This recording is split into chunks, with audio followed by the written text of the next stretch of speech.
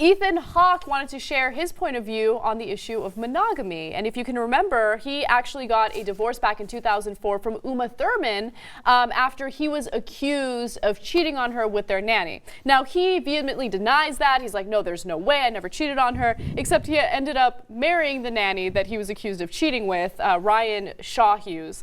So that's a little questionable. Oh, no, it's not questionable.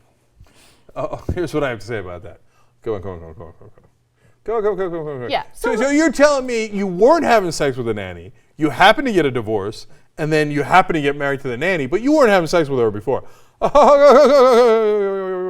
It's no possible. one believes that. No one believes that. I know. Just give it up already, okay? All right, so whatever. Those juicy details are irrelevant. What's relevant is what he had to say about monogamy, because that is basically an ongoing debate among many people. Of course, we want to push monogamy. It's a societal expectation, but is it natural? And here's what Ethan Hawke has to say about it.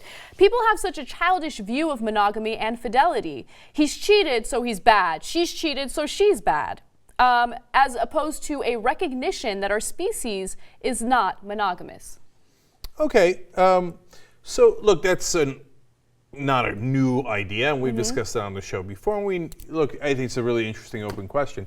But I like the second quote better. Okay, so let's read a second quote. He says, "My relationship with my present wife is thrilling to me and I'm committed to it, but neither she nor I know what shape the future will come in. Sexual fidelity can't be the whole thing you hang your relationship on."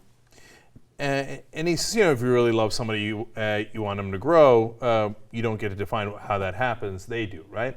And so what I got out of that is him saying, look, the whole of my relationship and our love for each other is not predicated on whether we sleep with someone else or not, right? It's predicated on what I like about you and the relationship that we have. So on the other hand, I understand people saying, yeah, but you're violating that relationship when you bring someone else in. I understand both points here, but I think overall Ethan Hawke is right, okay? Of course he's right. I think that it's a very childish and juvenile way to look at your relationship. If, say, everything is going wrong, you don't have respect for one another, you speak to each other in a negative way all the time, for instance. And then as long as neither one of you are sleeping with someone else, then your relationship is okay. No, there needs to be respect on all levels.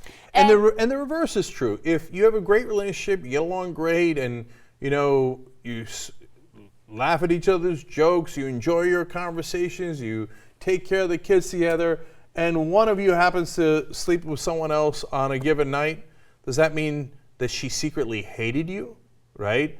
And that it was all a trick, so all those laughs were fake, and she, no, it just means that on that night she was horny, she had sex with another guy, and it doesn't mean she doesn't love you. It doesn't mean that your relationship is any worse than it was before. Now the problem is, it appears to be in our DNA that we get massively jealous. We get massively jealous, and also I used to be one of those people who said, like, yeah, monogamy is a societal expectation. It's totally okay to be with someone that you love, and if one strays once in a while, it's not a big deal. It's just sex, right?